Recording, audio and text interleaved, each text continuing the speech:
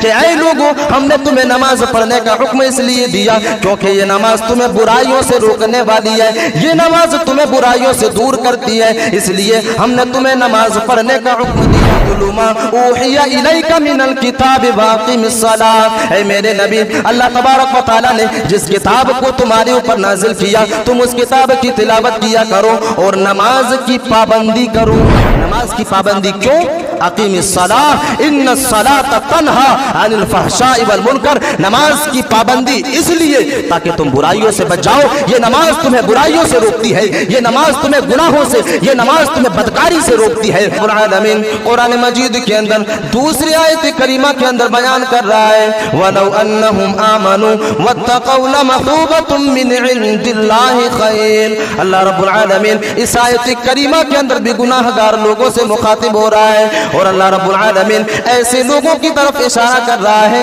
جو اس دنیا کے اندر گناہوں میں اپنی زندگی کو گزارتے، اگر وہ لوگ اللہ کے اوپر ایمان لے آتے اور پرہیزگاری کی حالت میں اس دنیا کے اندر اپنی زندگی کو گزارتے، اللہ تبارک و تعالیٰ سے ڈر کر کے اپنی زندگی کو گزارتے، تو اللہ تبارک و تعالیٰ کے یہاں اس کے لیے بہترین بدلہ اور بہترین اجر موجود ہے۔ میرے عزیز ساتھیوں، اس آیت کریمہ سے ہمیں نقطہ یہ ملا کہ اگر ایک انسان اس دنیا کے اندر ایمان لے آنے کے بعد تقوی کی حالت میں، پرہیزگاری کی حالت میں اگر اپنی زندگی کو گزارتا ہے تو وہ آدمی اپنے آپ کو گناہوں سے روک لے گا۔ کچھ ایسے عمل جس عمل کو کر لینے کے بعد آدمی اپنے آپ کو گناہوں سے اور برائیوں سے بچا سکتا ہے۔ ہم اس دنیا کے اندر دیکھتے ہیں اکثر انسانوں کو کہ وہ برائیوں میں ملوث رہتا ہے، گناہ کی کاموں کو انجام دینے میں لگا ہوا رہتا ہے، لیکن کچھ لوگ ایسے ہوتے ہیں جو یہ چاہتے کہ ہم برائی کو چھوڑ دیں، جن لوگوں کا یہ اعتماد اور بھروسہ ہوتا ہے کہ کسی طرح ہم برائیوں سے بچ جائیں، ہم کسی طرح اپنے آپ کو برائیوں سے بچا لیں۔ تو آج کا یہ خطبہ جمعہ ایسے ہی لوگوں کے لیے ہے جو اپنے آپ کو برائیوں سے بچانا چاہتا ہے، جو اپنے آپ کو گناہوں سے بچانا چاہتا ہے، ایسے لوگوں کے لیے چند نکات ہیں اور چند ایسے کام ہیں، چند ایسے امور ہیں جس کام کو کر لینے کے بعد ایک آدمی اپنے آپ کو گناہوں سے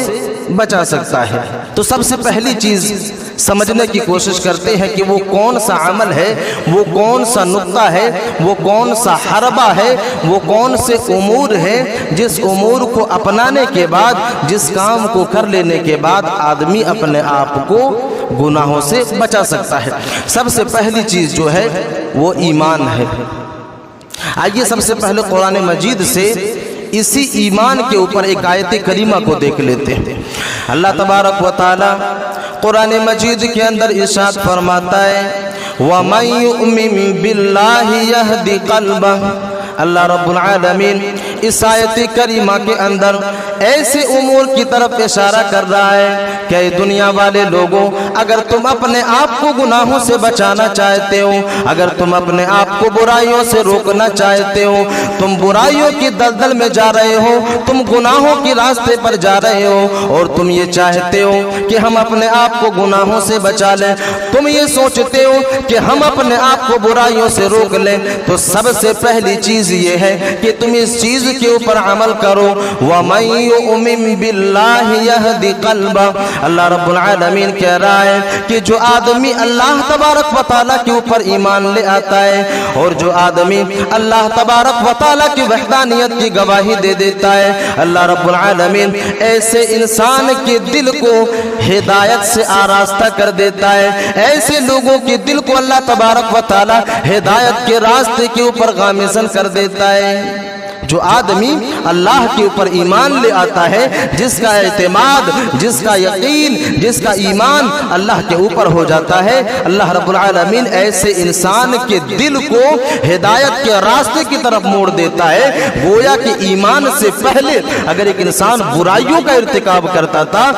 ईमान से पहले अगर गलत रास्ते के ऊपर चलता था, तो जैसे ही वो आदमी ईमान को लेकर के आएगा, जैसे ही वो आदमी कलमा ला इलाहा इल्लल्लाह का इकरार करेगा, अल्लाह की इबादत में अपनी जिंदगी को गुजारने लगेगा, फौरन उसके दिल को अल्लाह तबारक व तआला हिदायत के रास्ते के ऊपर गामज़न कर देगा। ये सबसे पहली चीज। आइए एक दूसरी दलील को देखते हैं। अल्लाह रब्बुल आलमीन कुरान मजीद के अंदर दूसरी आयत करीमा के अंदर बयान कर रहा है, वलौ अन्नहुम आमनू वत्तक़ौ लमसूबतुम मिन इंदिल्लाहि खैर। अल्लाह रब्बुल आलमीन इस आयत करीमा के अंदर भी गुनाहगार लोगों से मुखातिब हो रहा है, और अल्लाह रब्बुल आलमीन ऐसे लोगों की तरफ इशारा कर रहा है जो इस दुनिया के अंदर गुनाहों में अपनी जिंदगी को गुजारता है, और जिन लोगों ने गुनाहों में अपनी जिंदगी को गुजार करके इस दुनिया से चला गया, अल्लाह रब्बुल आलमीन इस आयत करीमा के अंदर बयान कर रहा है, वलौ अन्नहुम आमनू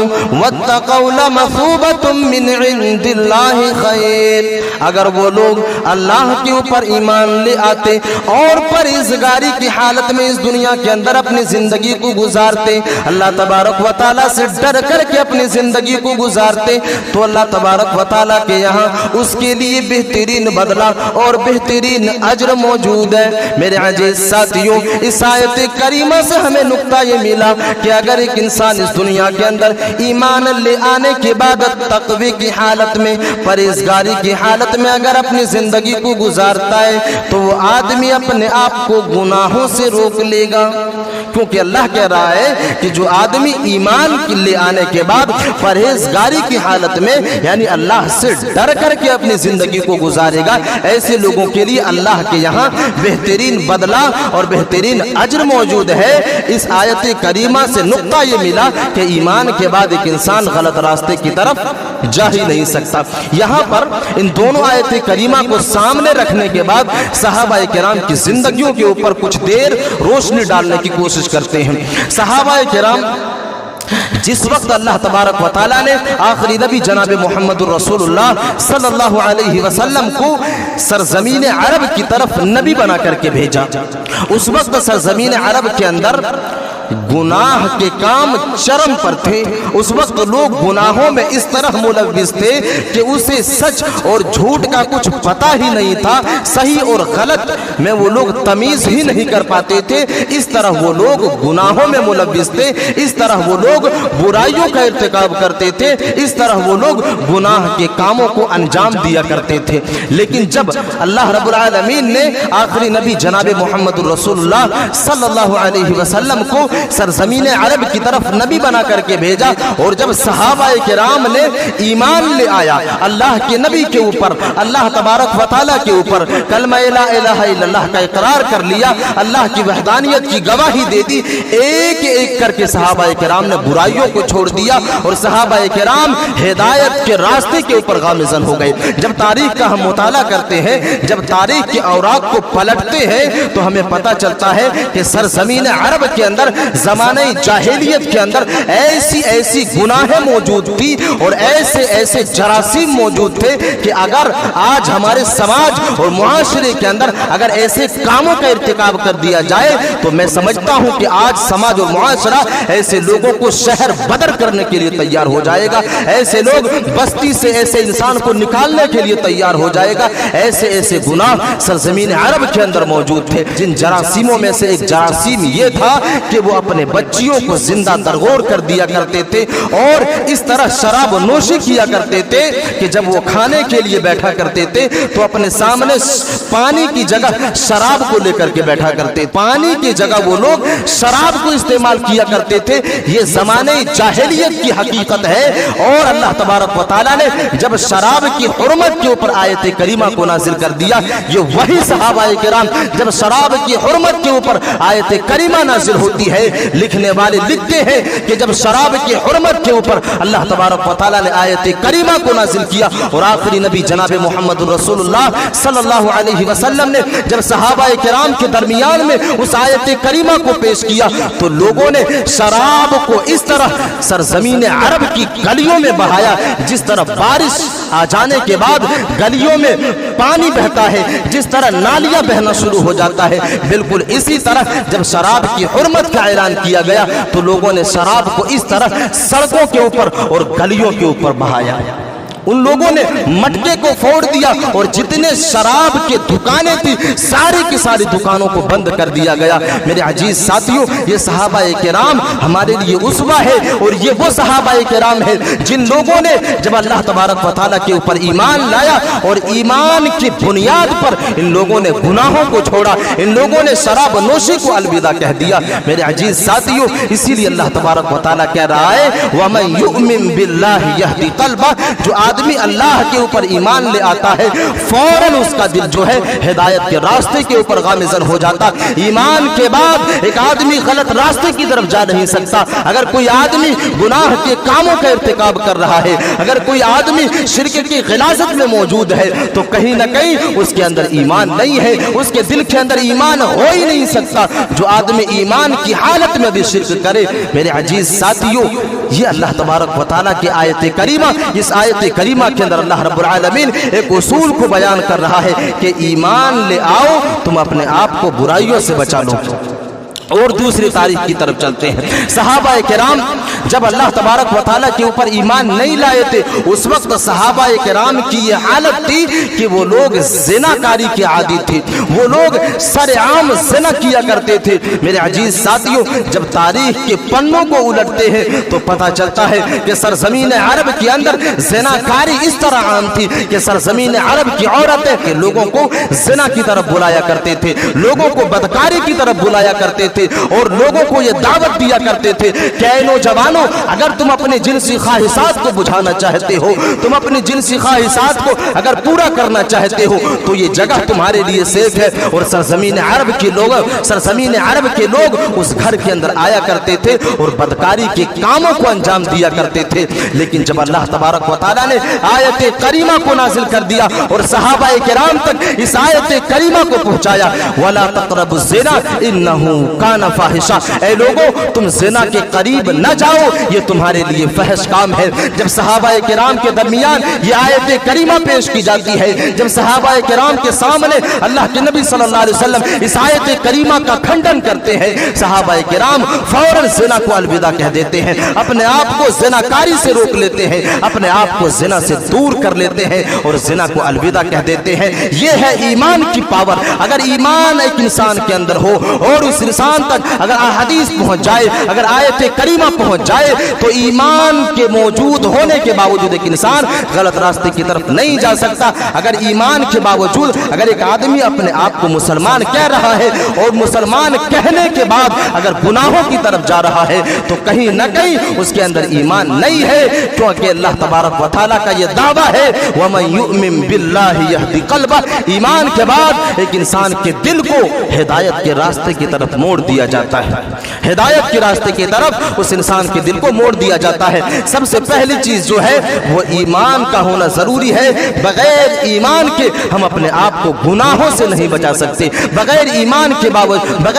के हम अपने आप को बुराइयों से नहीं रोक सकते, अपने आप को गुनाहों से नहीं बचा सकते। सबसे पहली चीज ईमान का होना लाजिम और जरूरी है। दूसरी चीज नमाज की अदायगी पाबंदी के साथ होनी चाहिए। अगर हम और आप अपने आप को बुराइयों से बचाना चाहते हैं, अगर हम और आप अपने आप को गुनाहों से रोकना चाहते हैं तो सबसे पहली चीज ये है कि हम और आप नमाज के पाबंद बन जाएं, नमाज की पाबंदी करें। आइए इसके ऊपर भी एक आयत करीमा को देख लेते हैं। अल्लाह तबारक व तआला कुरान मजीद के अंदर इरशाद फरमाता है उतलु मा ऊहिया इलैका मिनल किताब व अक़ीमिस सलाह इन्नस الصلاۃ تنہا عن الفحشاء والمنکر۔ اللہ رب العالمین اس آیت کریمہ کے اندر بھی بیان کر رہا ہے کہ اے لوگوں، ہم نے تمہیں نماز پڑھنے کا حکم اس لیے دیا کیونکہ یہ نماز تمہیں برائیوں سے روکنے والی ہے، یہ نماز تمہیں برائیوں سے دور کرتی ہے، اس لیے ہم نے تمہیں نماز پڑھنے کا حکم دیا۔ اتل ما اوحی الیک من الکتاب واقم الصلاۃ، اے میرے نبی، اللہ تبارک و تعالیٰ نے جس کتاب کو تمہارے اوپر نازل کیا تم اس کتاب کی تلاوت کیا کرو اور نماز کی پابندی کرو۔ جس کتاب کو تمہارے اوپر نازل کیا گیا اس کتاب کی تلاوت کرو اور نماز کی پابندی کرو۔ نماز کی پابندی کیوں؟ اقیم الصلاۃ ان الصلاۃ تنہا عن الفحشاء والمنکر، نماز کی پابندی اس لیے تاکہ تم برائیوں سے بچ جاؤ۔ یہ نماز تمہیں برائیوں سے روکتی ہے، یہ نماز تمہیں گناہوں سے، یہ نماز تمہیں بدکاری سے روکتی ہے۔ میرے عزیز ساتھیوں، یہیں پر یہ مسئلہ بھی حل ہوا کہ نماز پڑھنے کے باوجود اگر ایک انسان برائی کے کاموں میں ملوث ہے، نماز کے باوجود اگر ایک انسان گناہوں کے اندر ملوث ہے تو کہیں نہ کہیں اس کے نماز کے اندر کھوٹ ہے، اس کی نماز کے اندر کمی ہے، کیونکہ رب کائنات تو اس آیت کریمہ کے اندر بیان کر رہا ہے کہ تم نماز کی پابندی اس لیے کرو کیونکہ یہ نماز تمہیں برائیوں سے روکتی ہے، یہ نماز تمہیں گناہوں سے روکتی ہے۔ تو دوسری چیز نماز کی پابندی، بغیر نماز کی پابندی کے ہم گناہ سے نہیں بچ سکتے، ہم گناہ سے اور بدکاری سے نہیں بچ سکتے۔ میرے عزیز ساتھیوں، اب کوئی انسان یہاں پر ایک کامن سوال یہ کر سکتا ہے کہ نماز کے اندر اتنی پاور کہاں کہ ایک انسان کو برائیوں سے روک سکے؟ نماز کے اندر اتنی پاور کہاں، اتنی طاقت کہاں کہ ایک انسان کو برائیوں سے روک سکے؟ اس کی مثال مفسرین کرام نے اپنی تفاسیر کے اندر لکھا ہے کہ نماز کے اندر پاور ہے، نماز کے اندر وہ روحانی طاقت ہے جو ایک انسان کو برائیوں سے روک سکتی ہے، اسی طرح روک سکتی ہے جس طرح دوا بیماریوں کو ختم کر سکتا ہے، جس طرح دوائی بیماریوں کو دور کر سکتا ہے، جس طرح دوا بیماریوں کو ختم کر سکتا ہے، بالکل اسی طرح نماز ایک انسان کو برائیوں سے روک سکتا ہے۔ لیکن شرط یہ ہے کہ جس طرح تم دوائیوں کا استعمال کرتے ہو، شرط یہ ہے کہ تم جس طرح میڈیسنز کا استعمال کرتے ہو بالکل اسی طرح نماز کو بھی پڑھو۔ ڈاکٹر جب ایک انسان کو دوائی دیتا ہے، جب بیمار انسان کو دوائی دیتا ہے تو کئی ایک وصیتیں کرتا ہے، جن میں سے دو وصیتیں یہ ہے کہ تمہیں ٹائم ٹو ٹائم دوائی کو لینا ہے اور ایسے خورد و نوش سے دور رہنا ہے جو دوائی کے پاور کو زائل کر دے، جو دوائی کے پاور کو ختم کر دے۔ دو چیزوں سے بچ کر کے رہنا ہے۔ پہلی چیز تو یہ تمہیں ٹائم ٹو ٹائم دوائی کو کھانا ہے، یعنی وقت پر دوائی کو کھانا ہے، اور وقت پر دوائی کو کھانے کے بعد تم ایسی چیزوں کو اپنے پیٹ کے اندر نہیں ڈال سکتے، اپنے حلق کے نیچے نہیں کر سکتے جو چیز تمہاری دوائی کی پاور کو ختم کر دے۔ اگر تم ان دو چیزوں کے اوپر عمل کرتے ہو تو یہ بات طے ہے کہ وہ دوائی پاور دکھائے گی اور اس بیماری کو دور بھی کرے گا۔ میرے عزیز ساتھیوں، بالکل نماز کی بھی یہی مثال ہے۔ نماز کی پابندی ہونی چاہیے، وقت کے اوپر نماز پڑھی جائے اور ایسی نماز پڑھی جائے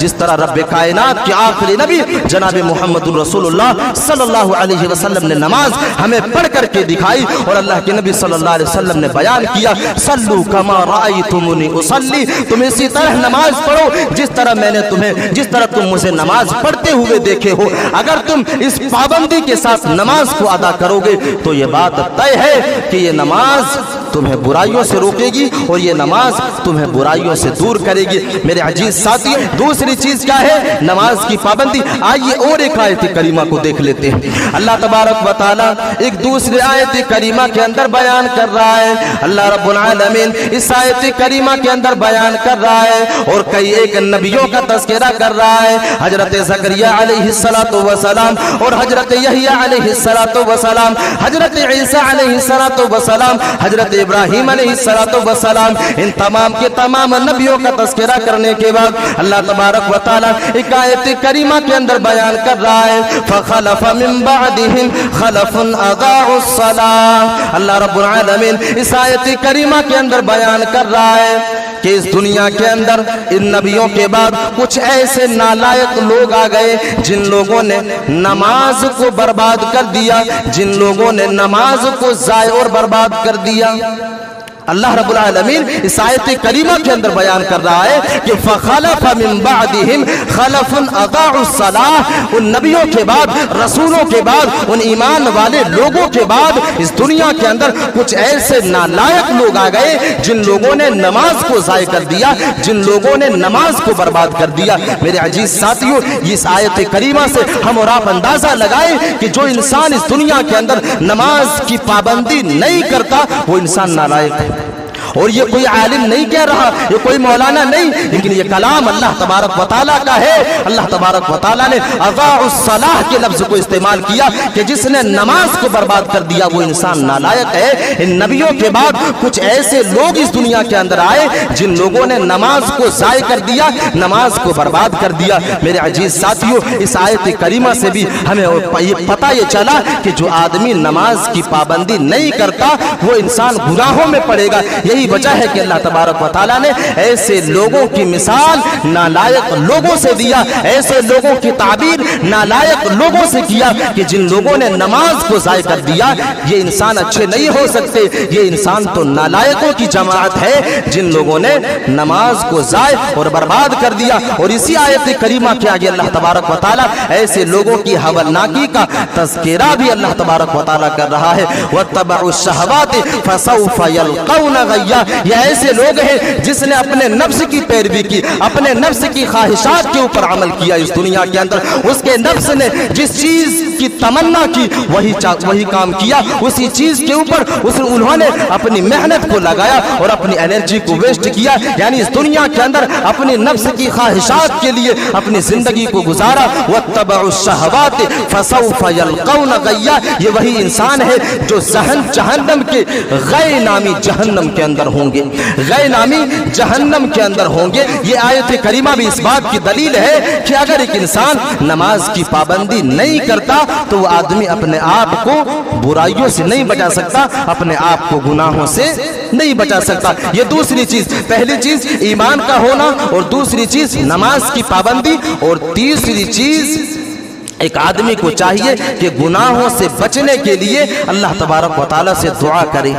اللہ تبارک و تعالیٰ سے اپنی ہاتھوں کو اٹھا کر کے گناہوں سے بچنے کے لیے دعا کرے۔ میرے عزیز ساتھیوں، مثال کے طور پر حضرت یوسف علیہ السلام کی اس زندگی کو آپ مطالعہ کریں اور پڑھنے کی کوشش کریں جہاں پر حضرت یوسف علیہ السلام کے پیچھے عزیز مصر کی بیوی پڑی اور حضرت یوسف علیہ السلام کو برائیوں کے اوپر اور بدکاری کے اوپر ابھارنے کی کوشش کی، حضرت یوسف علیہ السلام سے برائیوں کے اوپر ورغلانے کی کوشش کی، لیکن حضرت یوسف علیہ السلام نے جب بدکاری کی طرف مائل ہونے سے اپنے آپ کو بچایا اور عزیز مصر کی بیوی کے بہکاوے میں نہ آیا تو ان کی بیوی نے یہ حربہ اپنایا اور ان کی بیوی نے یہ اعلان کیا کہ اگر حضرت یوسف بدکاری کی طرف آمادہ نہیں ہوتا تو ہم اسے سماج کے اندر بدنام کریں گے، ہم اسے ذلیل و رسوا کریں گے، اور ذلیل و رسوا کریں گے یا تو پھر ہم اسے قید خانے کے اندر بند کریں گے، جیل خانے کے اندر بند کروائیں گے۔ میرے عزیز ساتھیوں، جب یہ دعویٰ کیا عزیز مصر کی بیوی نے، اس وقت حضرت یوسف علیہ السلام نے اللہ تبارک و تعالیٰ سے دعا کیا کہ اے میرے پروردگار عالم، ان برائیوں کے بنسبت ہم جیل خانے کو پسند کرتے ہیں، ہمیں جیل کے اندر بند کر دیا جائے لیکن ہم بدکاری کی طرف نہیں جائیں گے۔ اے میرے پروردگار عالم، اگر ان برائیوں سے ان لوگوں کو نہیں پھیرا تو میں ایک انسان ہوں، میں برائیوں کی طرف جا سکتا ہوں، اگر میں برائی کی طرف گیا تو میں نادانوں میں سے ہو جاؤں گا۔ اے میرے پروردگار عالم، میں ان بدکاری سے زیادہ اس جیل خانے سے محبت کرتا ہوں، اس جیل خانے کو پسند کرتا ہوں۔ اور اللہ تبارک و تعالیٰ نے حضرت یوسف علیہ السلام کی دعا کو قبول کیا اور حضرت یوسف علیہ السلام کو بدکاری سے بچایا اور حضرت یوسف علیہ السلام کو جیل خانے کے اندر بند کر دیا جاتا ہے۔ ایسا کیوں ہوا؟ حضرت یوسف علیہ السلام کے پاس وہ سارے کے سارے راستے موجود تھے، دو ہی راستہ تھا، یا تو بدکاری کر لیتا یا تو جیل کے اندر چلا جاتا، لیکن حضرت یوسف علیہ السلام نے اس رب کائنات سے اپنے ہاتھوں کو اٹھا کر کے دعا کیا اور اللہ تبارک و تعالیٰ سے یہ دعا کی کہ اے میرے پروردگار عالم، तू मुझे इस बदकारी से बचा ले, क्योंकि मैं एक इंसान हूँ, मैं एक जो है इंसान हूँ, मैं बुराइयों की तरफ मायल हो सकता हूँ। अगर मैं बुराइयों की तरफ मायल हो गया तो मैं जाहिलों में से हो जाऊंगा, नादानों में से हो जाऊंगा। अल्लाह ने उनकी दुआ को कबूल किया और उसे जेल खाने के अंदर बंद करवाया गया। तो एक दुआ है, हमारा हथियार है, एक दुआ भी है जिस दुआ से हम अपने आप को बुराइयों से बचा सकते हैं, हम अपने आप को गुनाहों से बचा सकते हैं। फिर अल्लाह रब्बुल आलमीन ने कुरान मजीद के अंदर एक आयत करीमा के अंदर बयान किया, कुल मा यअबउ बिकुम रब्बी लौला दुआउकुम। इस आयत करीमा के अंदर भी अल्लाह रब्बुल आलमीन दुआ की अहमियत को वाज़ेह कर रहा है। इस आयत करीमा के अंदर भी अल्लाह तबारक व तआला दुआ की फजीलत को वाज़ेह कर रहा है कि ऐ लोगों, अल्लाह तबारक व तआला की तुम्हें कोई कद्र नहीं है अगर तुम अल्लाह से दुआ नहीं करते। अगर तुम अल्लाह तबारक व तआला के सामने अपनी हाथों को उठा करके या अल्लाह तबारक व तआला के सामने तुम दुआ नहीं करते, गिरिया व जारी नहीं करते, तो अल्लाह तबारक व तआला की तो तुम्हारा कद्र अल्लाह तबारक व तआला के सामने कुछ नहीं है। कुल मा यअबउ बिकुम रब्बी लौला दुआउकुम। तुम उस अल्लाह तबारक व तआला से दुआ करो, ये वो दुआ जिस दुआ के बदौलत तुम अपने आप को बुराइयों से बचा सकते हो, अपने आप को गुनाहों से बचा सकते हो। तो ये तीसरी चीज है दुआ। दुआ से भी हम अपने आप को बुराइयों से बचा सकते हैं और गुनाहों से भी बचा सकते हैं।